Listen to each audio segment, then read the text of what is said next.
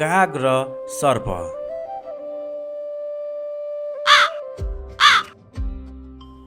कुनै समय एउटा रुखमा एउटा जोडी काग बस्दथे।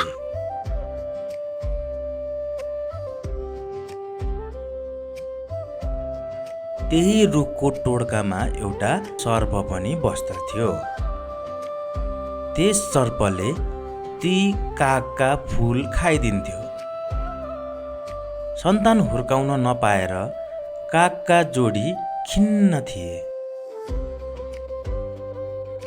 एक दिन काग दम्पतिले आफ्नो पीडा अर्कै रुखको फेदमा बस्ने स्याललाई सुनाए।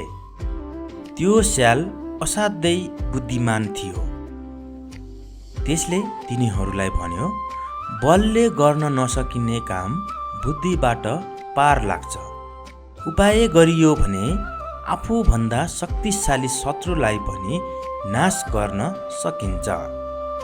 तपाईहरू राजदरबारका कुनै धनी मान्छेको सुनको सिक्री चोरेर ल्याई सर्प बस्ने टोड्कामा हालिदिनुहोस्। हारको मालिकले त्यो सिक्री टोड्कामा राखेको चाहिँ देखोस्। अनि ऊ आएर टोड्काबाट सिक्री झिक्ने प्रयत्न गर्छ।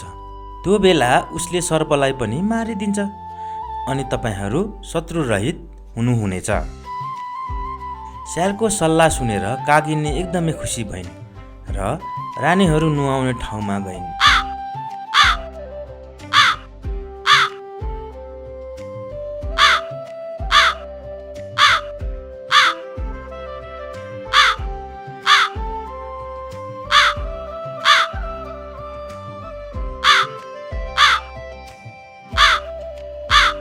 कसैले फुकालेर राखेको सुनको सिक्री चुच्चाले च्यापेर त्यही कालो सर्प बस्ने टोड्कामा खसालिदिन्। कर्मचारीहरू कागिनीलाई पछ्याउँदै रुखको टोड्कामा पुगे। उनीहरूले टोड्काबाट सुनको सिक्री निकाल्न खोज्दा त्यहाँ बसेको सर्प पनि मारिदिए। यसरी कागिनी स्यालको सल्लाहले आफ्नो शत्रु सर्प मार्न सफल भइन्।